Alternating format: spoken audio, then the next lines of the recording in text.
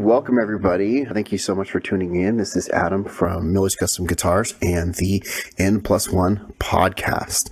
And if you are new to the podcast, sometimes people wonder, what does N+1 mean? And, as a musician, we always wonder how many guitars is enough guitars. And, today's guest, I've seen some of his collection and he definitely has the N+1 syndrome. He's definitely got GAS, which is gear acquisition syndrome. And the correct number of guitars, any guitar player would tell you, is N+1, which is the current number of guitars plus one more. And so that's kind of what this podcast is about. Not collecting guitars, but what is next? What's on the horizon? Whatever your passions are, your hobbies, passions, obsessions, I found this with any pursuit, there's not just what you're working on, but what is next, what you're striving for, whether it's, artistry or, athletics or sports or whatever. There's always something that's over the horizon that you're moving towards. And right now we are smack dab in the middle of a mini-series, my first mini-series, and I'm very excited about that. But I wanted to take a little bit of a look at maybe the role that the modern church has, especially with trying to reach our current culture. The word Christian kind of has a bad connotation sometimes these days. And so, I kind of grew up and, we always kind of got away from that. We like to say Christ follower, nowadays. But, I grew up as a Christ follower and consider myself that also still today. Sometimes modern Christianity gets a bad short end of the stick sometimes. And it doesn't change our mission. It doesn't change our goal, which is reaching people for the Lord. And I wanted to do a mini-series where I talk to modern church leaders and talk to them about how they're trying to fulfill the Great Commission, which is, at its core, what we're trying to do. And so I recently talked to my old college buddy, Ryan Lochi, who is a longtime worship leader. That was an amazing discussion. And then today I brought in a fellow 60 Cycle Hum group buddy and former 60 Cycle Hum fantasy football defeated competitor. There was one season where I won the 60 Cycle Hum fantasy football league. I'm bringing in my, compatriot Adam Dolhanyk. Adam, welcome. Come on in. Yeah, thank you. I have won that league as well, at least once. I've won it once, and I think I've come in second twice. And it didn't happen this year, but it probably happen next year. Yeah, you're good at that. I got really lucky one year where just everything shaked out, and then the next year it played the exact same way. I always play fantasy football the exact same way, and one year it worked out perfectly. The next year it didn't work out, and the next year I just didn't have the mental capacity for it, and I've backed out of it. But I thought that was a good league. And do you run that league, or does Steve run that league? Or it's changed off from year to year. I ran it a couple years ago. Just depends on the year. Yeah, but that was good. I used the money that I got from that, because that was a money league, and I used the money that I got for that, and I bought a Wampler Terraform. I had to pitch in a little bit because I think I won like $240, and I pitched in a little bit, but I got that Wampler Terraform. Still got that on the board. It's a good one. But anyway, we're not here to talk about guitars. And I'll say, every time you post pictures of some of your gear, it's usually stuff you're selling. I'm trying to sell this gear, and I'm like, oh my gosh, Adam has just the best gear. You've got like Novos and like just like the most amazing stuff, and it's just the stuff you're getting rid of. Like I'm like what is? Yeah, but it means I'm getting rid of. Well, that's the thing, is I'm not. It usually means I'm getting rid of it, and then something else happens. So I don't have I'm at a low ebb on what gear I have right now, and that's fine. Okay. Yeah. So Adam has had a storied past, a career as a worship leader and pastor, but is currently a senior pastor. And so I wanted to talk in my mini-series, and we talked to Ryan about being a worship leader, and I wanted to talk to Adam about being a pastor and trying to reach sheep, right? Trying to reach the people. And I thought it would be interesting to have this perspective coming from one of us, right? I'm a worship musician, right? And you, Adam, you can fight for us, man. You can fight for the people in the band, right? Sure. Adam, first of all, why don't you introduce yourself? Where are you serving at? What is your role there?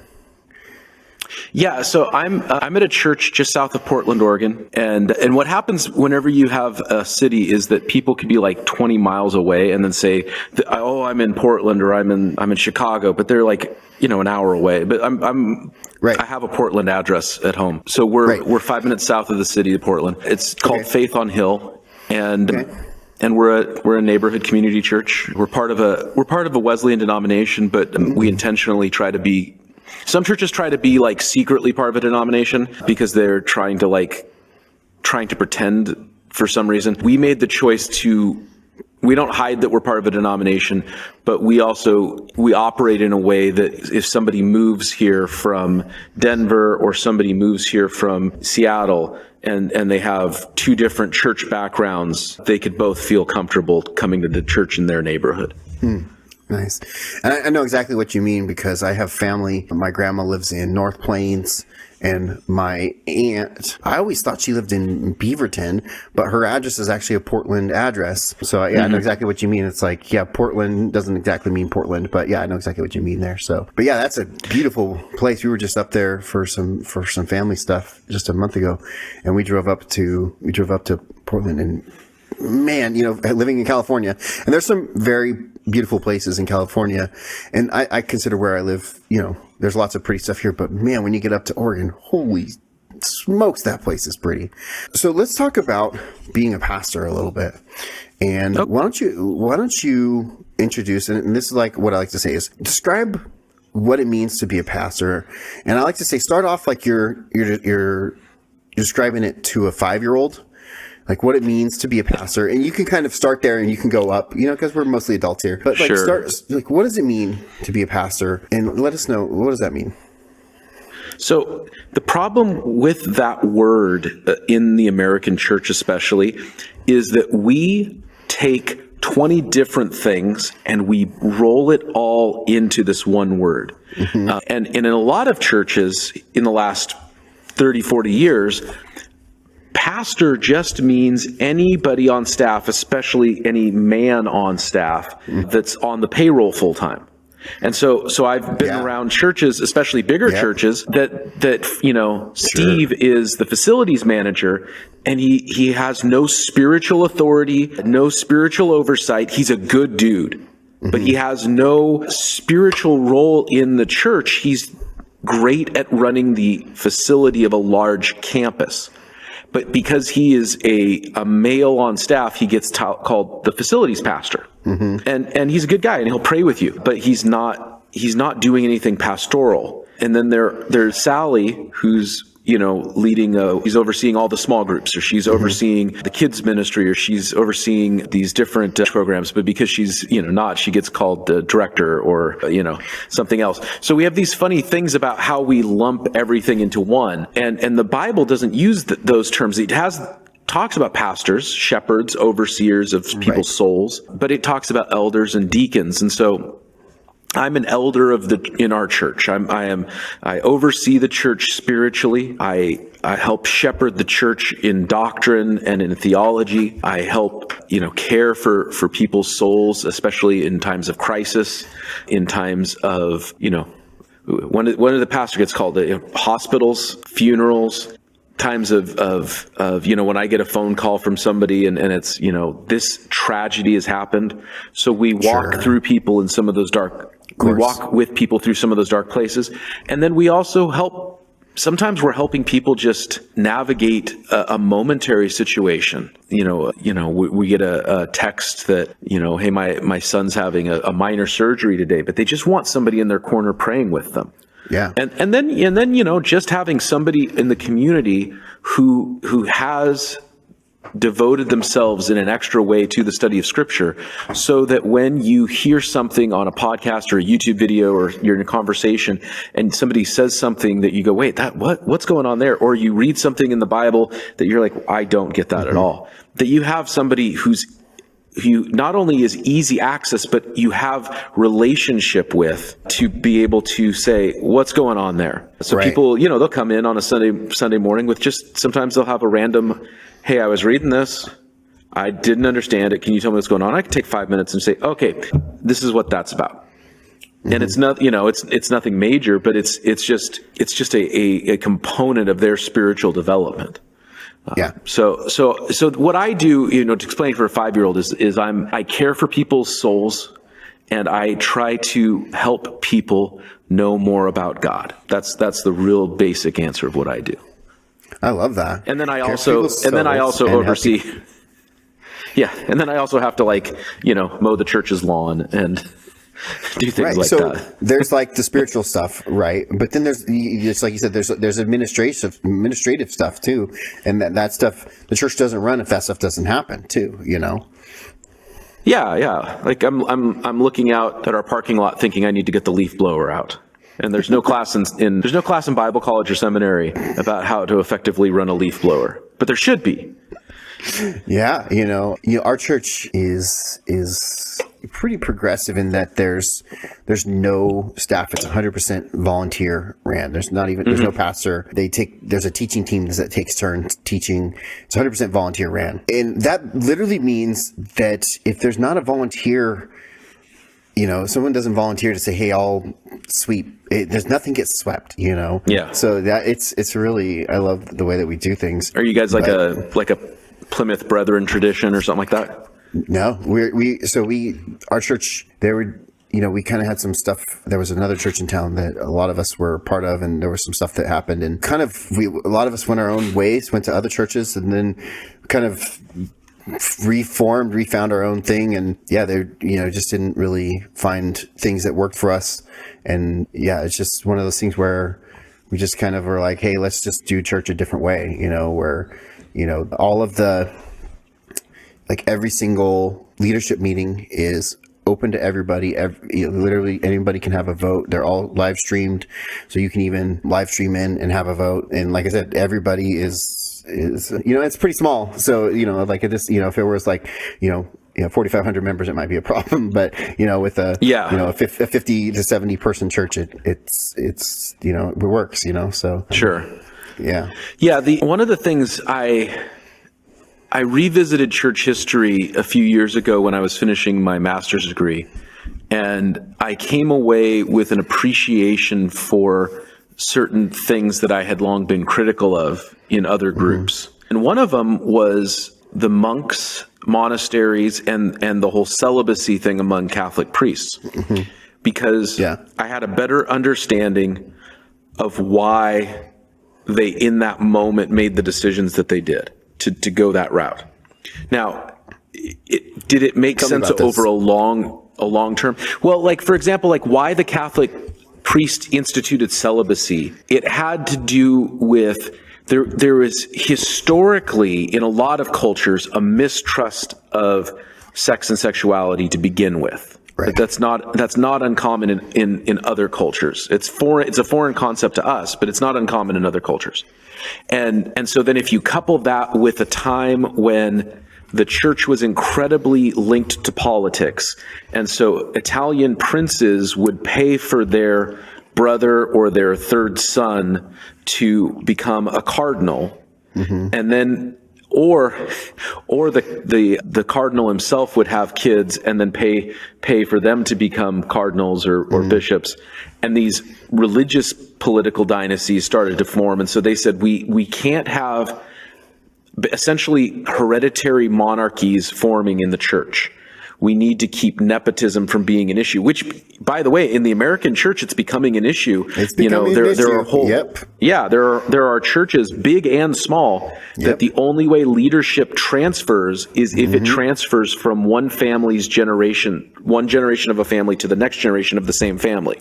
Yeah, and sometimes it works and sometimes it doesn't work. When it works by happenstance. It works because the person in the next generation happens to be called by God and qualified for the role. Right.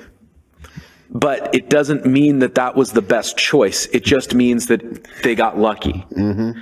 And so I walked away from everything going, okay, I get why in that moment they went with the celibacy rule. Now, was it a good rule universally, or was it a good rule for all time? No, and that's proven to be the case. Right. And even universally, like it's kind of this like open secret that the Catholic Church never universally enforced that rule in Africa. There are places in Africa where they've never enforced that rule. I did not know that. But I have sympathy now because I have an understanding. And I think the same is true rolling back to where we were, where your church has a totally different way of doing things. But the reason I mentioned Plymouth Brethren is a tradition that started, a few hundred years ago. That's in their DNA. And it's, we might look at them and say, why does this older group do this thing? Not realizing that maybe there was a moment not too dissimilar from what your church has experienced in that moment recently, where it made a lot of sense. And so, maybe what you guys are doing makes sense right now, and it won't make sense for your church in 20 years. Yeah.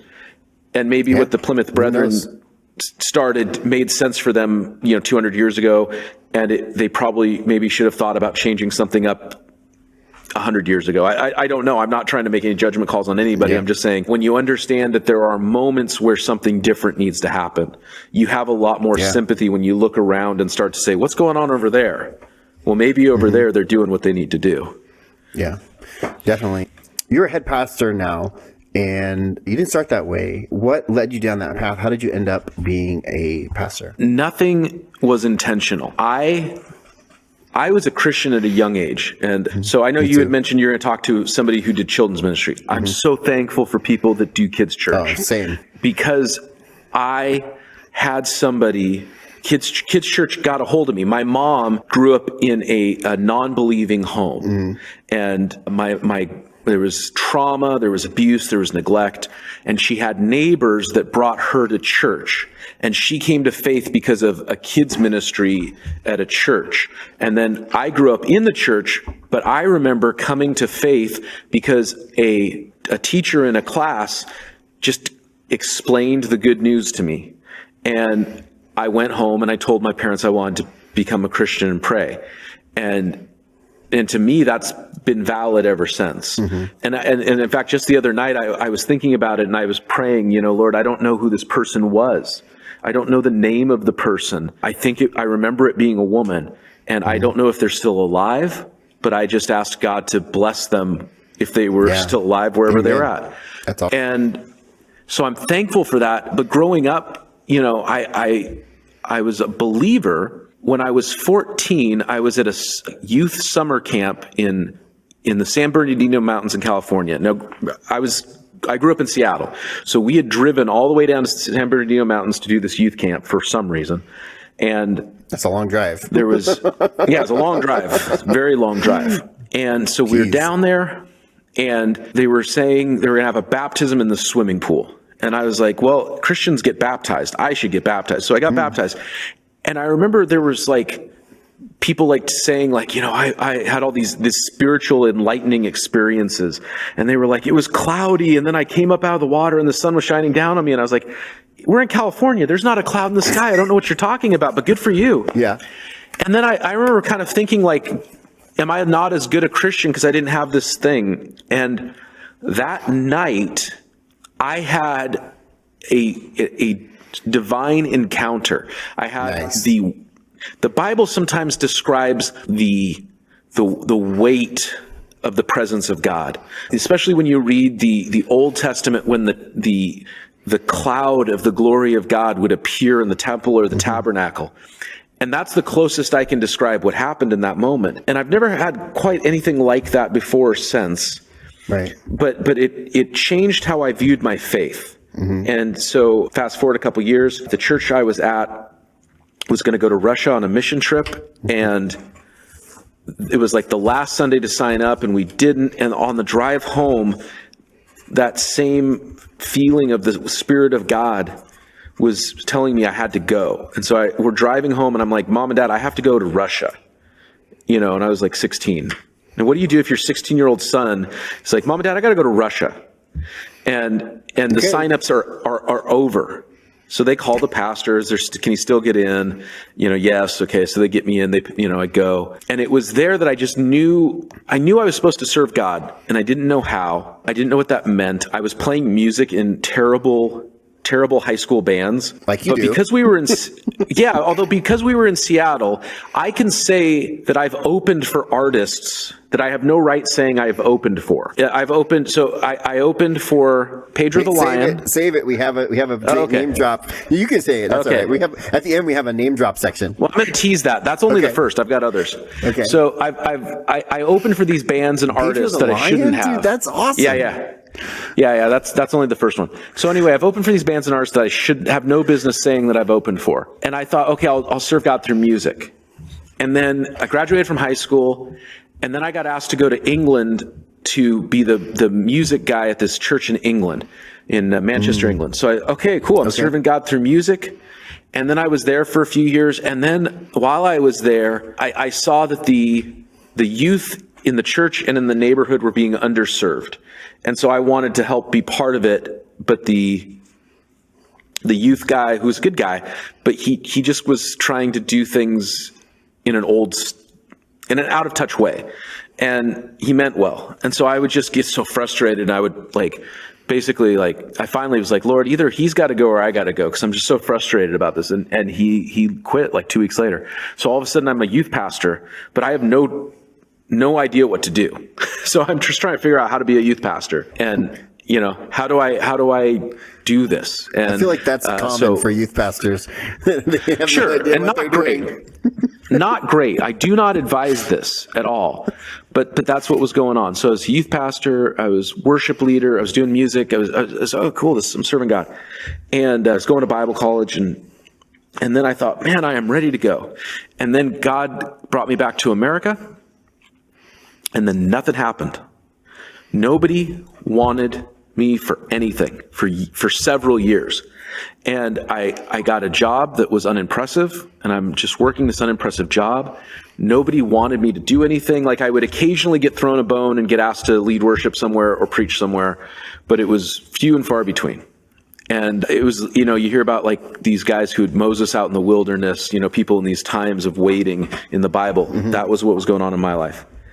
And the only person that ever asked me to do anything was this children's ministry gal at my church who would ask me to come do kids stuff, which felt super demeaning. Yeah. I'd been a youth pastor. I'd been a missionary, but I did it. And we ended up getting married, me and the gal. And that's been great. She got you. Married for 12 years. Yeah. She got you, dude. She got you, dude. So, and we got married, and then we helped plant a church, and I was the worship. All of a sudden, like, we got married, and then I was the worship director, and she was doing stuff. And then we got hired at this church in California, and I was doing worship, and I was a youth pastor again, and like, things are good. And I had no interest in being a lead pastor, except it was kind of the same thing as 12, 15 years before, where that I saw that the youth in that neighborhood in England weren't being served well by the church because the youth guy was meaning well, but not wanting to change to be effective. And the same thing was happening where I was seeing that churches in my field of reference, in a lot of different denominations, so it wasn't just one group of churches, but they were largely being led by leaders of a certain age who were very comfortable leading in a certain way that felt like that worked in a certain time, in a certain place, but it didn't work now. And right. I remember talking to the lead pastor and saying, I said, honestly, like, I'm the youth pastor. You preached last Sunday, and none of your references or illustrations, you were making all these like pop culture references, but none of them were before 1982, the year I was born. And so if they're going over my head, like, how is that going to be for anybody who's younger than me? Right. Like, the youth groups in church on Sunday mornings, the 20-year-old adults, the 30-year-old adults, you're not speaking to us. And he didn't like that, and he fired me a little while later.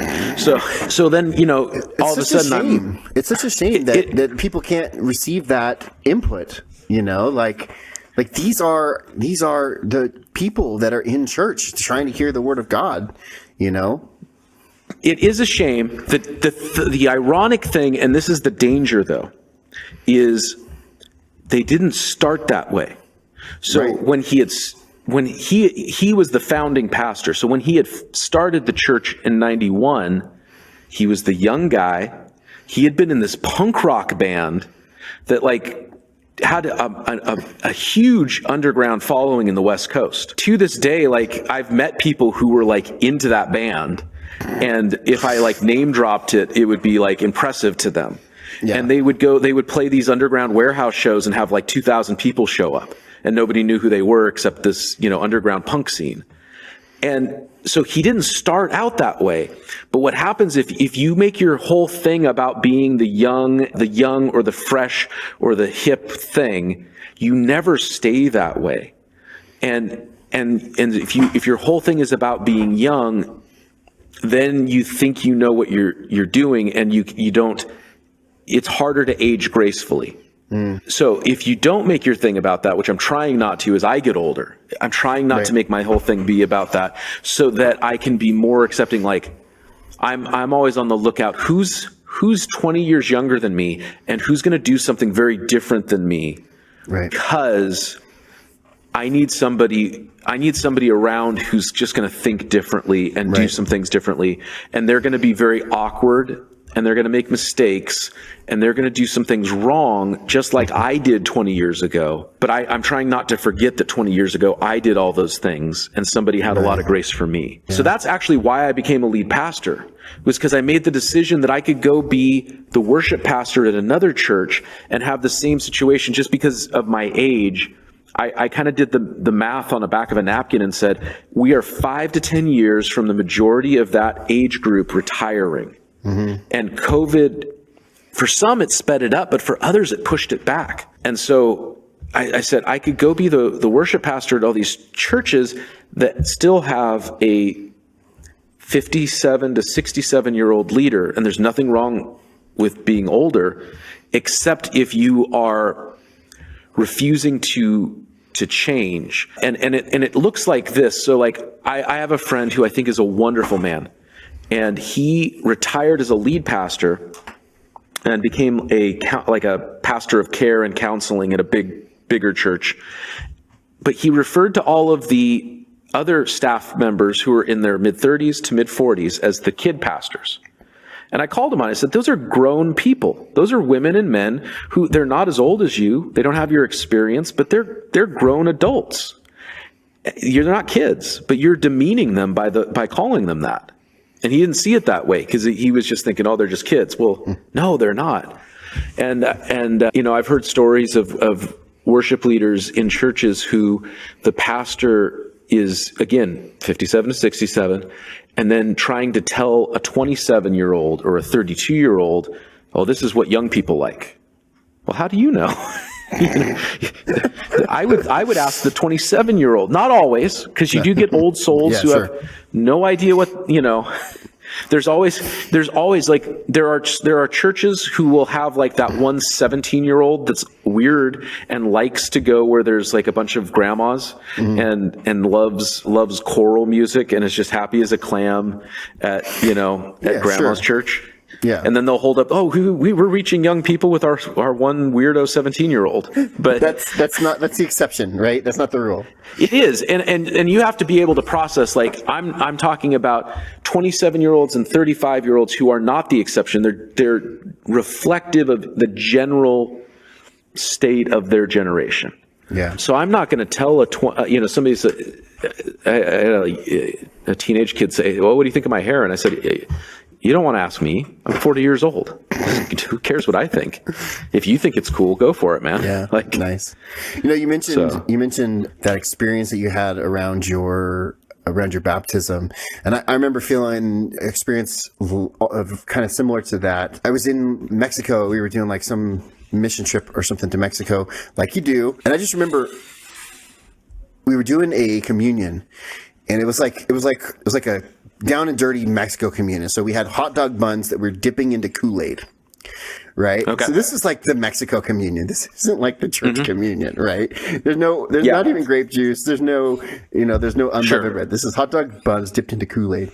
But I still, Yeah. even to this day, and this is probably 20 years ago, over 20 years ago, I still to this day remember that being the most impactful communion I'd ever had. It was so just intense, and the presence of God was so present, and it was just impactful. It was life changing, that Sure. that Kool-Aid, man. We drank the Kool-Aid that day. But anyway, so when you talk to people about being a pastor, what are some misconceptions that people have about the job of pastor in your life? I think there's, in general, it usually has to do with schedule. Yeah, you only work one day a people think week, right? Yeah, that's part of it. I remember there was a middle school kid I knew who wanted to be a youth pastor. And in one way it was sweet and flattering because the person who had been like the most loving and kind in his world had been his middle school youth pastor, which is good to hear. But at the same time, the kid was kind of lazy. And so he thought, if I'm a youth pastor, then on Sunday mornings and Wednesday nights, I get to run this like game time, and I talk about God for a few minutes, and God's cool, so I'll talk about God. And then I get to just hang out and drink coffee the rest of the week, and that sounds nice because I don't want to dig a ditch. That sounds nice, man. Ditches are horrible. Sure. What they don't realize is that you might have to dig ditches as a pastor, because that might be what you have to do. Either because there are seasons where you have to go get a job to minister, or because the church needs a ditch dug. Yep. And you've got to go do it. You can't. So, yeah, I think the biggest misconception. Yeah, the church doesn't have the budget to hire people to dig a ditch, so you just got to go dig it. Yes. Yeah, so the biggest misconception is the schedule, that people kind of go, well, what do you do with your week? And the way that your schedule is structured, because it's somewhat you're on call 24 hours a day. So I think schedule is probably the biggest misconception. And then even then, like what you do, because as we said at the beginning, we take this word pastor and it means so many different things in so many different contexts. So for one person, pastoring might look very different than it does for someone else. And in one season, it might look very different than it does for me, 2 years from now or before COVID. I mean, I became a video editor when COVID hit, and I wasn't doing that before. And now I edit video every week, and I produce podcasts, and those are things I wasn't doing before. Yeah, that's awesome. So what would you consider some of the biggest challenges of being a pastor? I know there's a lot of challenges of being a pastor. I think this is true for every pastor, no matter what their context is. The biggest challenge that a pastor has is taking care of their own soul. Oh, because when those flight safety videos on a plane that none of us pay attention to anymore. No, I've never paid attention to them. I don't know what you're talking about. Like if I'm sitting close enough to the flight attendant, I try to fake it because like they're doing their job, and like I can at least pretend to be paying attention. But if I'm tucked in a corner and they don't see me, I don't pay attention. But one of the things that they talk about in every one of those instructions is, if the masks come down, put yours on first before you help someone else. Right. Because it doesn't do any good for you to not be safe in trying to help somebody else. Because if you pass out, you can't help anyone else. And I think that is true for anyone who is doing work that causes you to be emptied. Right. You have to be refilled. You have to be refreshed. And so if I am running myself ragged, I won't be good to other people. Right. And that is the biggest challenge that anyone has who is doing something. And it might not be pastoral ministry. Maybe you work for a nonprofit. Mm-hmm. Maybe you volunteer your time on your day off. Maybe you're a caregiver to a loved one or a neighbor who has a disability or has an illness. Anytime you have a role or a position where you're pouring yourself out, that will be your biggest challenge, is keeping your own soul healthy. Yeah, you can get burnout in any ministry, I mean, just even if you're, worship ministry, even if just serving in any ministry. But I feel like that's especially dangerous in the pastor role. I remember my mom always would tell me, that it's really important for pastors to have those retreats where they go. She always would tell me, hey, if the pastor is only feeding others and they're never feeding themselves, it's dangerous, Yeah, she would always tell me, like, it's really important for the pastors to go to those retreats, to go do the things that recharge their batteries and go seek the Lord on their own. So yeah, that's a really great. There's an author, I don't know if he still lives in Portland. He used to pastor here in the Portland area. There's an author named A.J. Swoboda, and my wife has read both of his books. He has a book that's more well-known called Subversive Sabbath, and then he has an earlier book that's lesser known called The Dusty Ones. My wife says The Dusty Ones is the better book, and he talks, his primary focus is on the idea of taking a Sabbath rest of some form. Sure. And one of the things that he said, I sat in on 3 days of lectures by him. And one of the things that he said is, as a pastor, if you take the 10 Commandments and you keep, or say, basically, if you take out the one about Sabbath, and then you look at the 9 other commandments, he says, if I break any of those other ones, I will get fired. And maybe go to jail. If I murder somebody, I'll go to jail. But he says, if I break any of the 9 other commandments, I will get fired as a pastor. But if I break the commandment about Sabbath, meaning if I work on my day off, if I work more than I should, if I don't rest, I might get promoted, or I might get a bonus, or I might get, Oh, no. But it's true. You think about it, right? That's bad. Oh no. And I remember being at a leadership event, and it was supposed to be like talking about healthy leadership strategies. And one of the church leaders who was there was describing like encouraging a team, but what I realized he was doing was finding ways to manipulate his staff to work on their day off unpaid. No.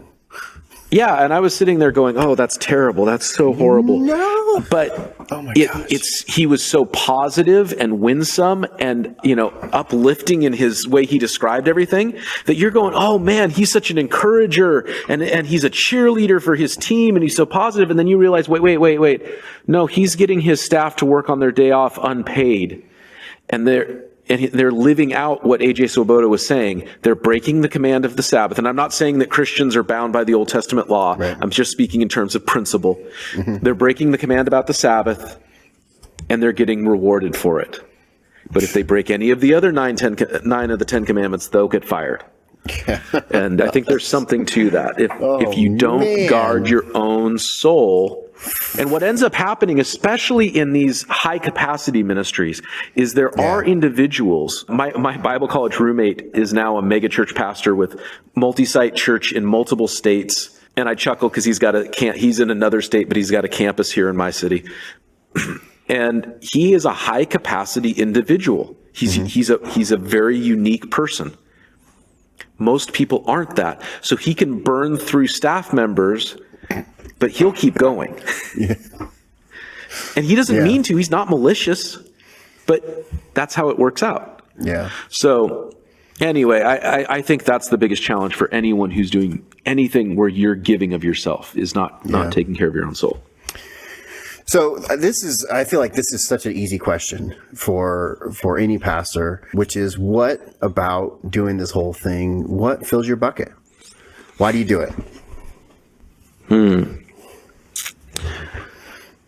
The prophet Jeremiah spoke of a time, and for those who don't know, I don't want to assume anything. For those who are listening and don't know, Jeremiah was a prophet. He lived hundreds of years before Jesus, and he wrote a book in the Bible called the Book of Jeremiah. And he basically had no converts. Nobody listened to his message. Everyone ignored him. Right. And he spoke of a time when he basically said, "I'm done. Nobody's listening to me. Nobody cares what I have to say. I'm going to just stop talking." And he said, "I tried that, and what God was doing in me just kept burning and burning and burning in me, and I had to speak what God was giving me to speak.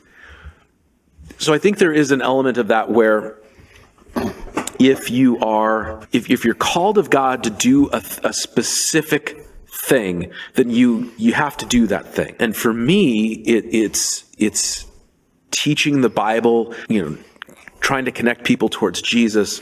I love helping people understand more about God and what he is doing and how he feels about them and his plans for us. So I really enjoy that element of it, the connecting with people, encouraging with people, praying with people. I love that sort of ministry. That's and amazing. Anything administrative I hate so much. and so I'm terrible at it. I am hopefully getting better. I need to get better. And so it's a challenge to grow in that too.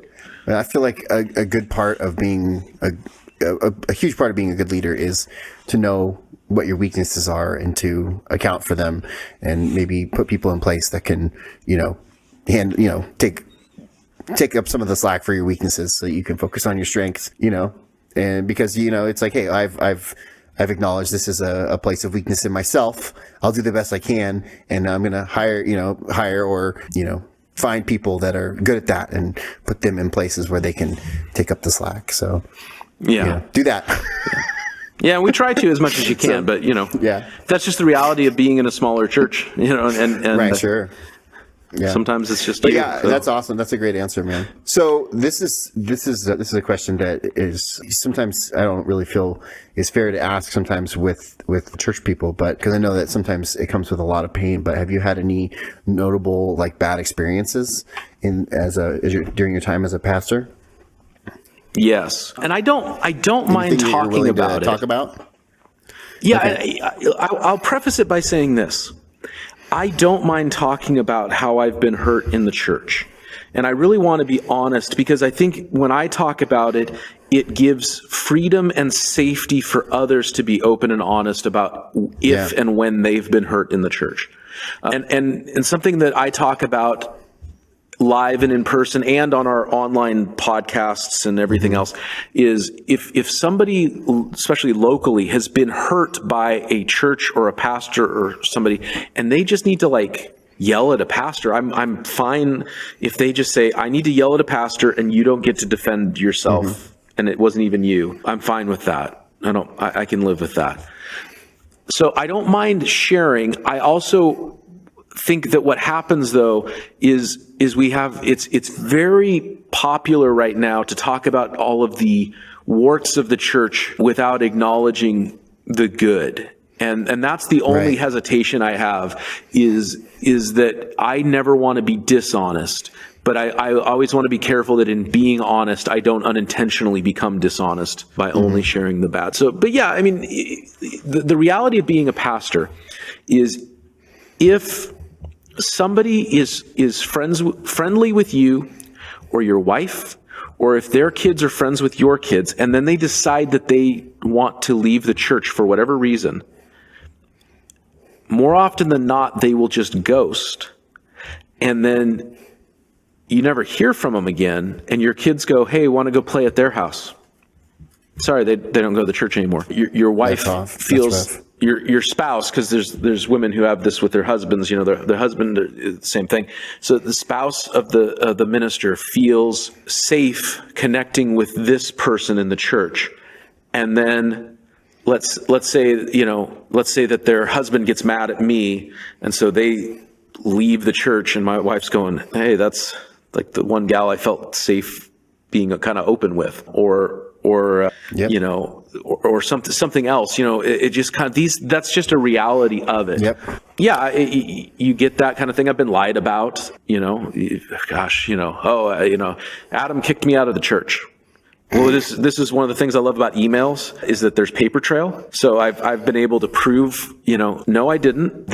I have all the emails. This is my back and forth with him. So I can prove that he's lying. Or witnesses are great. So we had a guy really early on in my time here who had acted. It wasn't anything illegal. It was just it made some women feel uncomfortable. And so myself and another one of our key leaders, we sat him down and we just were really gracious with him. And we said, hey, you need to know you made these gals feel uncomfortable. And so like, we want to walk with you through like what's going on, because we feel like there's some deeper stuff.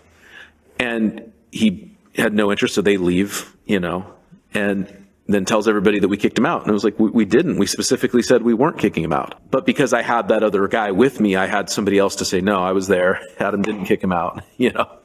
So I think that's just a reality, is that you have that kind of thing happen. And then you have to run into him at the grocery store. Yeah.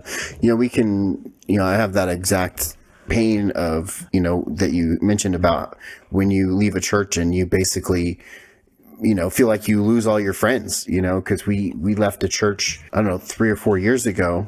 It was very heartbreaking. And we started to attend a new church, and that church was good for a while. And we felt that it was time to move on. So we've done this twice, and, it's just like you go in, you make new friends, and, so sometimes it's literally, sometimes it's like, oh, well, we don't talk to them anymore. And sometimes you just don't see them anymore. You went from seeing them every week at church, and at church, hey man, we should hang out. Let's set something up. And now all of a sudden you don't see them. You don't run into them. You're not in the same circles. And we've tried keeping those friendship ponds alive. And it's just so hard if you don't see them every day. It's really rough, and it's so hard. I feel like it's so hard as a 42-year-old male to make friends. You go to work and you come home and you're hanging out with your family, and it's like, well, where do you make friends? Well, I don't go out to the bars and drink. Like, what am I going to do? Where am I going to make friends? Well, I make them at church. But when you move on from churches and they all stay there and you move on, it's like, I don't know, it's rough. So plus I feel like I'm boring. Like all I do is like play guitar. So like, and if they don't play guitar, they're like, they don't want to talk to me. So. Yeah. I think it's really hard to have, relationships are tricky as it is, but humanity has lived most of its existence in semi-permanent, smaller environments. Yeah. And so the kind of population transfers, relational transfers that we make now, commonplace now, are not in our historical norm as a species. And so they're not necessarily good. And yet at the same time, you kind of recognize, some people you're friends with, you're friendly with, in this environment. And the reality is that, I don't hang out with them outside of this environment. And when I move on, I won't see them again other than on social media. And that's fine. I think there's a certain acceptance of that. And then some people you maintain a longer relationship with. I do think it's good if you leave a church that it's hard. Yeah. Which is counterintuitive, because you think, oh, I don't want that. But I actually think leaving a church should be really painful. And somebody might think that's masochistic, but I think what it means is that I had real relationships with people. It means you were invested. Yeah, I was invested. People knew me. I was known. And so leaving shouldn't be easy, and it should be worrisome if I can leave a place easily. Right. Yeah. If you're at a place where you're just like, hey, let's stop attending this church, and you can just stop attending that Sunday and there's no ramifications, then were you even attending that church? Well, you were attending, you were coming. I mean, part of that word, attending. Yeah, you were attending, but you weren't part of the family. Right. So I think being part of something in a real tangible way is more than just attendance. It's right. Yeah, and I feel like this is to me the biggest misconception of church, right? Is that it's just fire insurance, right? To me, it's sure, the hope that we have in salvation, is so important, right? But to me, it's not about getting out of jail, when our time is up. To me, the relationship that we have with the Lord now is what the whole thing is about. You know, it's about living every day with the Lord and, you know, slowly growing together with him a little bit more every day and doing relationships together with other believers. And if you're attending a church and you're not building relationships with other believers, you're missing out on that whole thing. So it kind of breaks my heart when I hear of people who, you know, are believers and they don't attend any church at all, and I feel like they're missing out on something, you know. And you know, I'm not to say that they can't do it that way, but I feel like, you know, that the church, the coming together and living life with others, is so critical to the way of life. I don't know. What do you think about that? I do. I think, so first of all, the idea of fire insurance. In the book of James, the apostle there teaches that you say you have faith, but you don't need works. He says, I'll show you my faith by my works. Jesus in Matthew chapter 25 says there's going to come a day when he will separate those who are true believers from those who are not. And he'll say, enter into the kingdom. I was naked and you clothed me. I was hungry and you gave me something to eat. I was thirsty. You gave me something to drink. And he's not teaching salvation by what we do. He's saying you guys actually lived in faith. Right. Enter in. And then there are going to be people who will say, wait, what about us? And he'll say, you didn't do these things, not because doing those things saves us, but because doing those things shows our salvation. So I think there's this idea of, you know, if I just, I believe in God and so I'll make sure that I don't go to hell or something, which is how you get the fire insurance label. Mm-hmm. I think that anyone who lives in that sort of paradigm, I would warn them that the Bible indicates that might not be enough. I think that part of why the church gets some of the church's bad reputation in our culture is deserved. And I'll be the first to say it's deserved. Definitely. Yeah, for sure. Some of it's not. Some of it's really unfair. And I think part of what the unfairness comes from is it used to be that if you were a church-going person or a non-church-going person, the difference between one and the other wasn't drastic in polite society, at least publicly. Privately might have been a whole nother story, but publicly, a church-going person and a non-church-going person, there was not a huge difference. Now that's shifted. Mm-hmm, definitely. And so for some of my friends, they'll talk about I have friends that had a truly abusive or toxic church upbringing. But I also have a lot of friends who will talk about having some kind of toxic or abusive church upbringing. And it's like, your parents were like artsy hippies. What are you talking about? And the reality for them is that their parents or their family weren't interested in just fire insurance, that they were genuinely trying to live out their faith. So they weren't just at church one Sunday a month or Christmas and Easter. They were at church every Sunday, and they were at church for Bible studies in the midweek, and they were going to events and on mission trips, and they were part of things, like actively a part of things, because for them, faith was incredibly genuine. And still is. Mm-hmm. And so then their child, you know, now an adult, goes, oh, I can't believe that my parents had a genuine faith, that they weren't hypocrites. Well, no, you just have chosen a different path. It wasn't that your parents were toxic. It's that they were genuine in their belief. And that's a different thing. How dare they have a genuine belief? Yeah. Well, I mean, in some ways, I have friends who it's like they'll describe, and I was like, I went to the same youth group that you went to. Okay.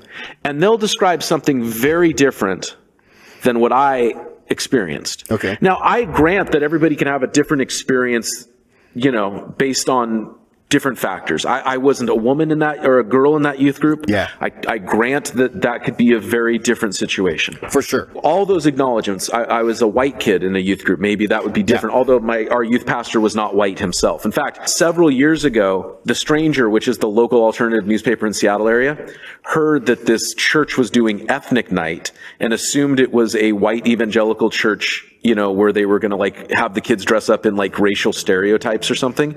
So they email the church, and the church says, yeah, if you guys want to come interview us, we'll talk to you. They show up, and the youth pastor, who was my youth pastor, he still was there 20 years later. And here's this Filipino guy, and the assistant youth pastor is a black guy. And they're going, oh crap, we were expecting something very different. Our whole story is derailed. Never mind. Yeah. But my point is, I'm accepting all of that. And then at the same time, it's like, the reality is that you just wanted to, do drugs and sleep with girls. And the youth pastor just said, don't do drugs. Sex is designed by God for a specific context. And you're mad that that's what somebody told you. Right. And that's just what we've always believed. And you've had, 2 years later, you were doing drugs and sleeping with girls, and nobody was treating you badly. Every time you came to church for Christmas or Easter to make your mom happy, you were welcomed, you were shown respect, you were shown dignity, you weren't judged. So maybe the issue wasn't the church. And that's where I think when we talk about hurt, I always want to be careful that sometimes these things can get a bad rap, Yeah, definitely. What do you think is the Adam Dolhanyk like signature move as a pastor, or maybe like you might consider it a veteran move, something that you maybe developed yourself, or I don't know, just something that you think your way's maybe better? I think that I don't know if I have a signature move. I think that I have generally tried to focus on the main non-negotiable issues, who Jesus is, for sure. What are the things that are essential, they are non-negotiable. And usually those are things surrounding Jesus. Like the virgin birth is non-negotiable because it's directly linked to his claim of divinity. Sure. Whereas like there are other things that you might think are far more important, but they don't hinge on Jesus's claim. And right. So they become secondary. And so like we're doing a sort of mini series on Bible prophecy because we've been going through the Gospel of Matthew. Ooh, fun. And Matthew 24 and 25, Jesus talks about the end of the world. Okay. So I grew up in a group of churches that made a big deal about the end of the world. Yeah, same. Jesus is coming back. Yep. The rapture is going to happen. Any second. Left behind, all that. Yeah. So that's the kind of church I grew up in. And I did really well in my Bible college classes. Eschatology class, that was my single best Bible college class. Okay. Book of Revelation, Book of Daniel, Isaiah. I took all of these classes in Bible college. Did real well in them. So I know all the prophecy stuff. And funny enough, for my generation, I still believe in it, most of it theologically. But I just don't care about fighting about it. So we've gone through this whole thing. And what I've said is, look, do I believe that the church will be removed before a final 7-year period of judgment? Yes. Am I going to fight with somebody over it? No. What I care about is that people know that when Jesus died on the cross, he took all of the justice that my sins deserved. And so there's no more judgment left for any and all who have placed their faith in what Jesus did. Preach it, brother. If somebody believes that there is another way in which Christians or who are alive at that time don't experience the wrath of God, I might disagree with their thesis, but I'm not going to fight them because we have this same common belief that's to me a non-negotiable. Yeah. There are Christians who believe that the church will experience the wrath of God. It's like some kind of like Diet Coke version of purgatory. And so that's what I will fight against, is this idea that there are Christians who need to experience the judgment of God somehow. And so that's kind of been my signature move, is to try to find what's the thing that really matters, what's the middle ground, can we find points of unity. That's usually been my thing. Right. You hold your ground fiercely and relentlessly on the stuff that absolutely matters, and on the stuff that maybe doesn't matter as much, it's like, hey, we can agree to disagree and still be friends on that stuff. I love it, man. That's phenomenal. Do you have any as a pastor, guilty pleasures, maybe inside jokes that you drop into a sermon, or I don't know. Do you have anything that comes to mind as a guilty pleasure, or something that if someone caught you doing it, they may give you a hard time, or if another pastor was sitting in one of your services, they would be like, I can't believe he just did that, but you don't care, you do it anyway? I don't know about that. I mean, I have a line I'll say a lot where I'll talk about like an archetype or a certain type of person, and I'll say, I'm not talking about you, I'm talking about the person sitting next to you, but I might be talking about them. Definitely talking and about then, them. Well, maybe. I actually generally really try to never talk about people that are in the church. Okay, sure. I try to never use any specific thing within the church or that anybody might know in the church as an example. And if I think that somebody might think that, I would say, I'll just say, hey, I'm going to talk about some things. None of these examples are anybody that you know. So I had a pastor that was like, they would always say, like, if you're sitting there and you are nudging the person next to you and like, hey, this is for you, that means it's probably you're the one that needs to hear it. That could be. Yeah, so I would say mostly that. I try to keep the sports metaphors down to a minimum, but I fail often.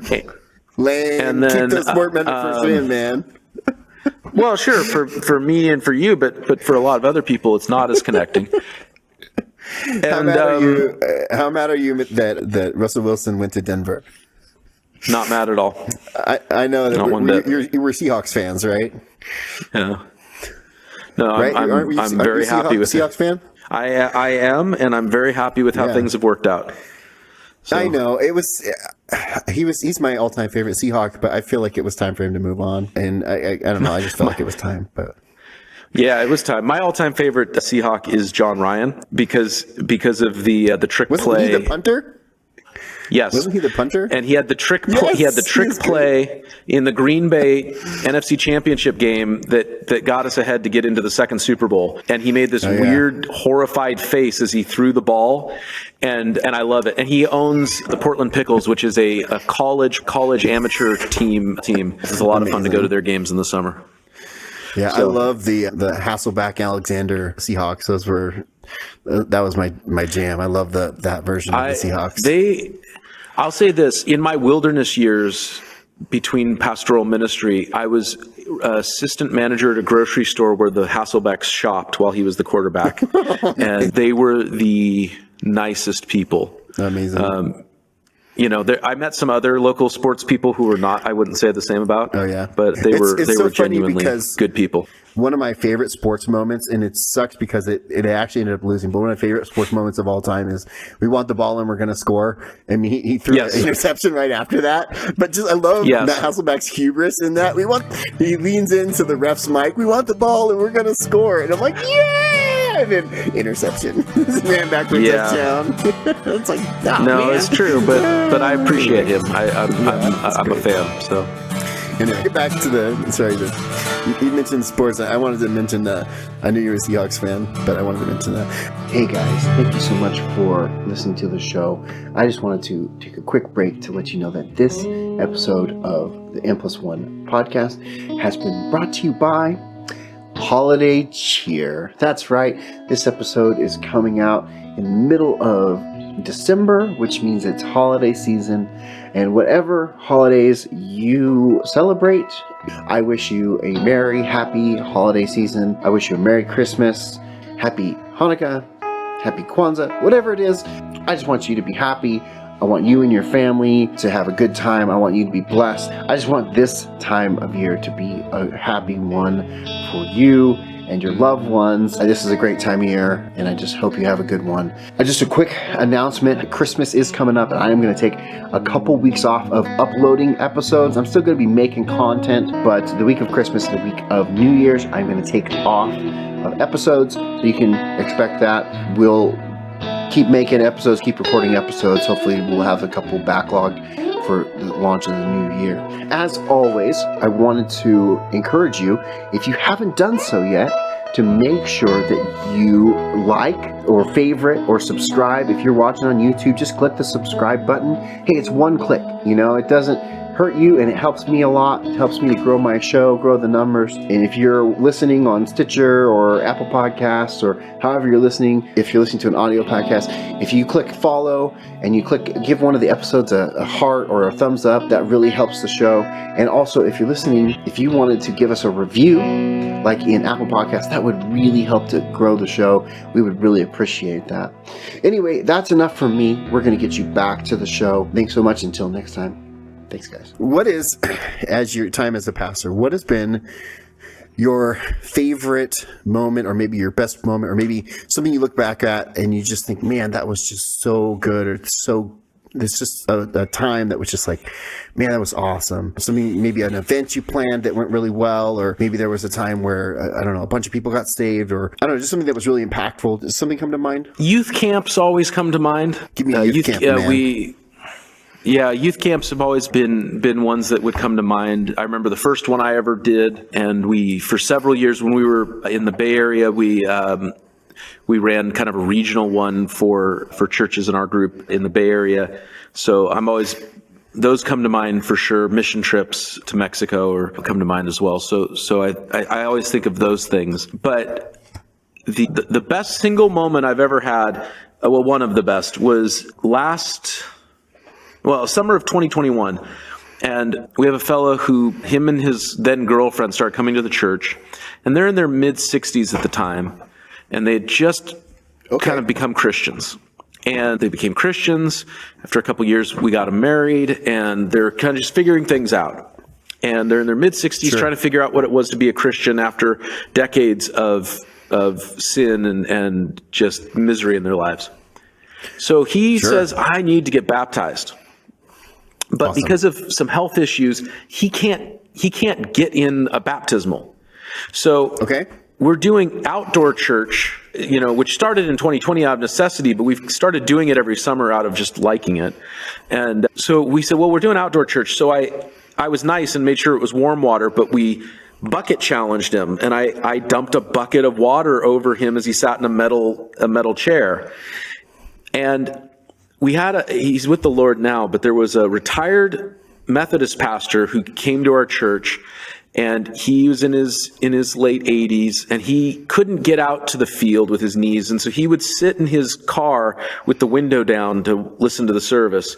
And from across our field, I could hear him howling with laughter. And I hear old John laughing. In all my years, I've never seen a baptism like that. And he's just by himself in his car laughing with joy because he had never seen,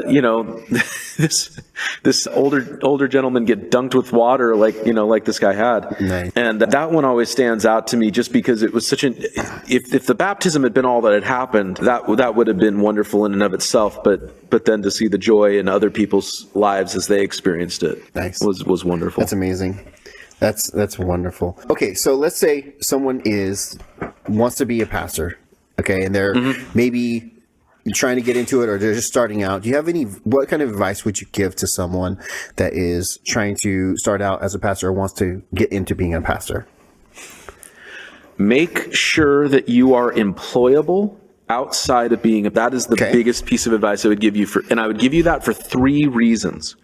The first is that you have to know whether you're called, and that is not always a quick discernment process. So there are people who aren't sure, and they get a job as a pastor, and then they figure out, I don't think this is what I'm supposed to do long term. Sure. And so you don't want to get in that place and then be stuck because the only thing that you feel like you're employable at is being a pastor. I hate the old seminary system of you go to college, then you go to seminary, and now you graduate with all this debt, and the only thing you're employable as a church worker. Terrible system. Yeah, awful. I say be employable for that reason. Be employable because as the economics of this country change, the economics of church changes, and increasingly people who do the work of the Lord will need to have an option, at least in seasons, of providing for themselves and their family outside of the church. Yeah. And then the final reason I would say that is so that you are never ministering out of force, that you're not ministering because it's the only thing you can do. And there are churches that have kind of been held hostage because there's a pastor who's 7 years away from retirement, can't do anything else, and then the pastor just sticks around for the last 7 years and the church declines because of it. I never want that to be the case. Sure. And so something I think about, and I'm actually on the side working on some other credentialing, not because I want to stop doing what I'm doing, but I also want to be able, if I at 55, I'm 40 now, but what happens if at 50 or 55, I say, I think my season is done, and I go, wait, can I do anything else for the last 10 years of my working life? Yeah. And that's something I think about a lot. So that would be my main advice, because you want to make sure that you're called to do this thing, and you want to be able to stay in that calling, and you want to make sure that you're doing that calling not because you're forced to, but because that's what you need to do. Yeah. That's awesome. That is really great advice. You know, it sounds a little bit like a mom. Well, make sure you have a plan B, but then I feel like that's really good advice. See, this is the problem though, is that moms will say it like that. And then if you're a young person that's like, I feel like I'm supposed to do this, you'll hear it wrong. Right. It's not a plan B. It's about making sure that you can do plan A. Right. It's about making sure that you can do this. It doesn't mean they don't have faith in you. You know, moms are practical, right? It doesn't mean they don't have faith in you. It means they just want you to have options, right? Well, I'll be honest. It might mean that they don't have faith in you. I'm not talking about that. I'm just saying. I'm just saying. I don't know your mom. I'm all for you stepping out and trying things. But let's say that you go to, you get your 4-year degree in education, and you have a teacher's license. And then you become a youth pastor, and you never teach, but you keep a teacher's license active, and you're like a substitute teacher. And so then you could be a part-time youth pastor and sub on the side. That seems a pretty smart idea in today's economic climate. It also seems like a really good way to just figure things out. Sure. That's all I'm saying. So I have a segment on a show that's called Let's Get Into It. And I don't know if you had any ideas, but in the show, we take just a couple minutes where we actually try to do the thing a little bit. So like when I had Courtney on, we did we talked about improv. We did like a 5-minute improv game. When we had John C. Brown on, we talked about acting, and we did like an acting, we call it exercise. So I was just wondering if you had any thoughts on anything that we could do relating to pastoring that we could just do in just like a couple minutes. And if you don't have anything, if you couldn't think of anything, that's fine. But do you have any thoughts on that? Yeah, so there's a couple things you could do. Let me just pull something up here really quick. I'm excited. All right. I love it best when I have no idea what's coming. This is great. This is great. It could be nothing. Yeah, let me give you two things. Okay, Yeah. so two things you could, if you want to kind of walk through pastoral work. So the first, remember I said the most important challenge is to take care of your own soul. Sure. It's attributed to St. Ignatius, whether it's his or not, it's attributed to him. Okay. I think it actually is his thing. And it's called his daily exam. And this is the 5 questions he asked himself. Okay. And this is you can just Google the daily exam and you'll find it real easy. Okay. And the questions that he asked himself, he said, I need to become aware of the presence of God. Okay. And then I need to review the day with gratitude. Then I need to pay attention to my emotions. Okay. And then I need to choose one feature from the day and pray for it or from it. Okay. And then I need to look forward to tomorrow. So in terms of my own soul care, and you're like, well, how do you do that? Where do you start? There have been seasons of my life where I have just prayed the Lord's Prayer and then stopped and paused and been like, hey, holy is your name. What does that mean? Okay, start free form praying. And then I'm kind of done free form praying. And then I go, where was I? Oh, okay. Your kingdom come, your will be done. Oh, what does your kingdom come mean? I start free form praying. It's the same idea. So maybe I would sit with this question and say, become aware of the presence of God. And so maybe for a minute I do nothing. Maybe for a minute I sit in silence.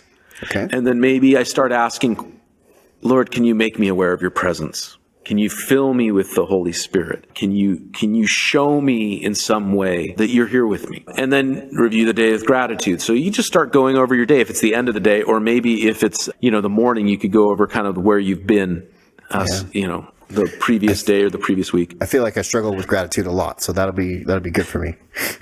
Gratitude is the tricky part because it's easy to look at all the bad things. So then if you have that as a forced perspective, then you have to say, how can I even be grateful for the moments that were rough? Yeah. And it's not false. It's just forcing myself to not be in negativity. Yeah. Sure. And then pay close attention to your emotions. That's going to be together, because I could easily just get down, depressed, or sink into something, or angry. I could just sink into anger if something like that had happened. Yeah. Choose one feature from the day to pray from it. So let's say that something happened terrible at work. You're praying in the evening. Something happened terrible at work that day. You're praying in the morning. Something happened last night that you're still fuming over. Well, that's your thing to pray for, because you're praying over it. You're working through it in prayer.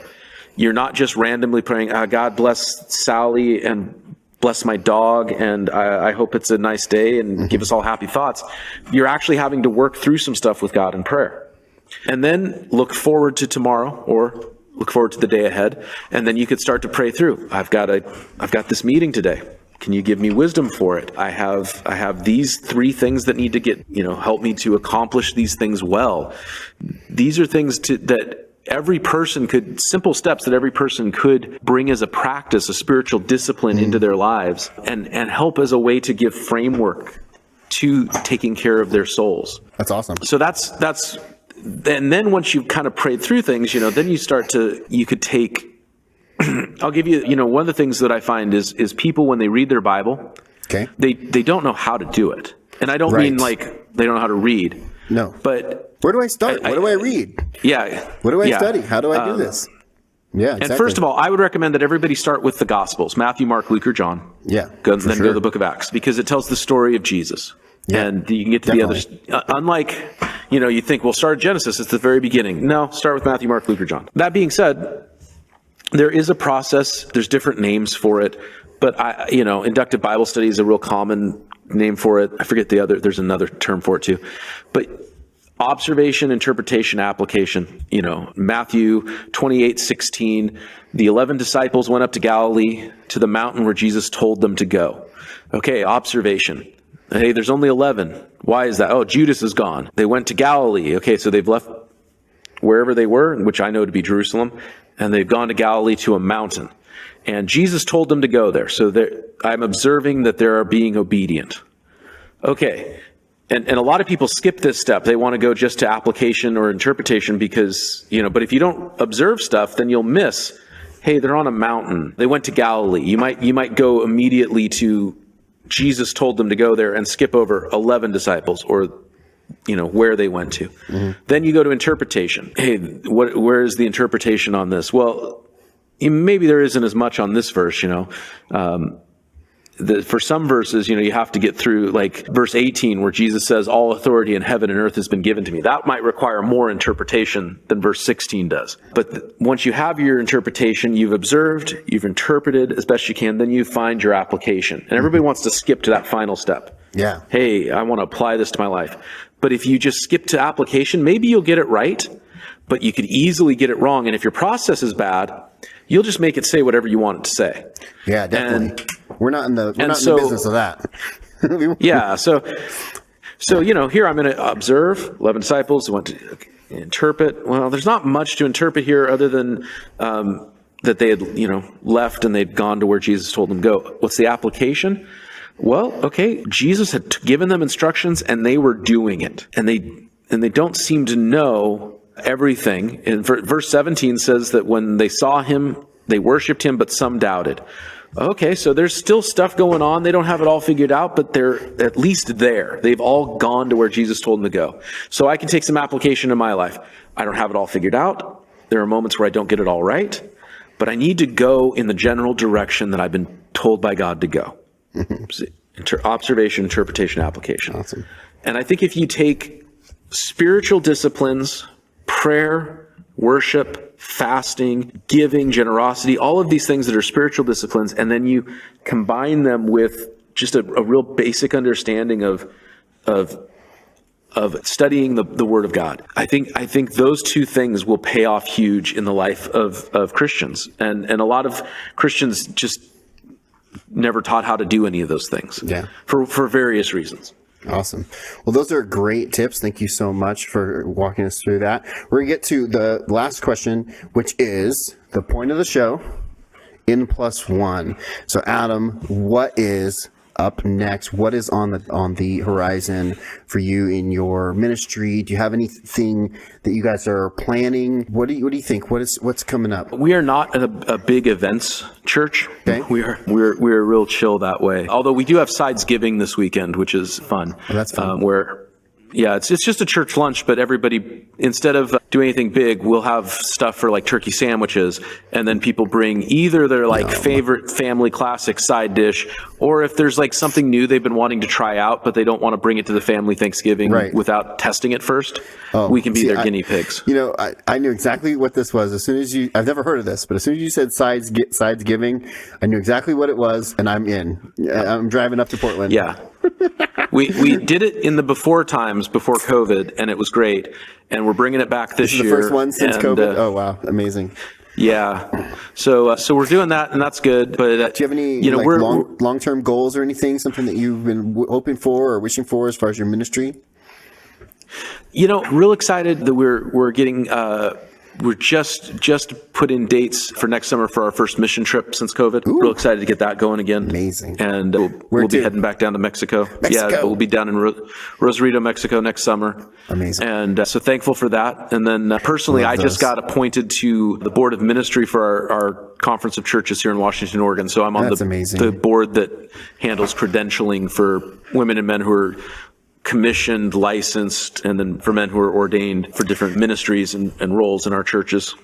Well, congratulations on that. It's about time that they see your potential. That's awesome. No. Thank you. Well, thank you so much for coming on, Adam. This is the time where if you have anything that you want to plug, where can people find you? Where can people attend your church? Where can people connect to you online? This is that time. Sure.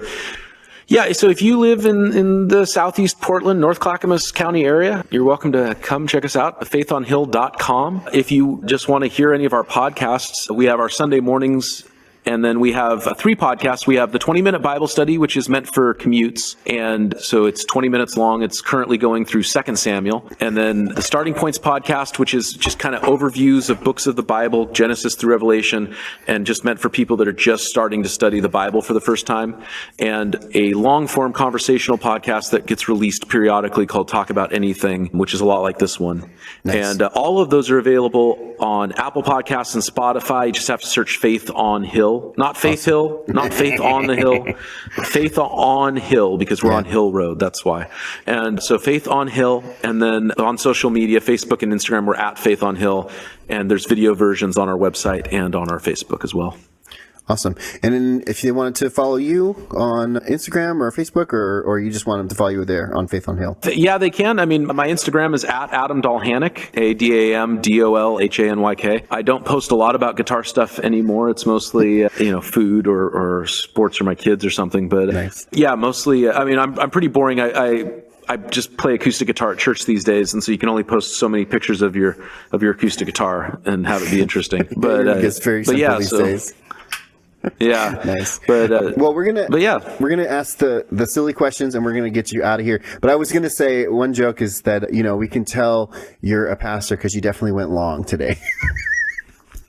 These are normally an hour, and we're at an hour and a half. So okay, so 2 silly questions. These are the questions we get as we get everyone out. And I totally stole this idea from not Chasing Tones, the other one. Tone Mob? Gosh, Tone Mob. I totally stole this idea from the Tone Mob, but I did different questions. I even messaged Blake and made sure, hey, is it okay if I steal this idea? Yeah. Anyway, but so 2 silly questions at the end of the show. The first is, I want you to drop the name of the most famous person you've ever met. And you mentioned that you opened for some pretty popular bands. You can name more bands, but at the end, I want you to drop the name of the most famous person you've ever met. Yeah. So when I was in high school, just because of proximity and the time I'm alive, I grew up in Seattle and knew some people. And so I was playing bass in a crappy band that opened for Pedro the Lion. And I think I played bass in all of these bands. I opened for Aaron Sprinkle, who's a producer. He discovered MXPX. He's also produced records for Under Oath and Cutlass and Jeremy Camp and a million other bands. He's a solo artist in his own right. My favorite thing he's ever done is a band called Fair, Fair. They put out 2 records in the mid-2000s, and I love them. They're criminally underappreciated. And I also opened for Damien Gerardo, who's still one of my favorite indie record artists. So and that just had to do with knowing some people and living in Seattle. I also opened for a band called The Lost Dogs, which is a Christian band that some people know about and some people don't. But for me, that was a lot of fun. Heard of them. Yeah, there's bands like Daniel Amos and The Choir that were like more well-known bands in the 80s and the 70s in Christian music, and they're members of those bands, and they're kind of like alt country. They actually have a record called Little Red Riding Hood that you can find on Spotify or Apple Music that I would recommend to anyone who likes kind of alt country stuff. I think it's fantastic. Most famous person I've ever met. Yeah. I once sold mistletoe to Bill Nye the Science Guy. What? Yeah, I was working as a cashier. It's like I just graduated from high school, like maybe a month. Bill. Yeah.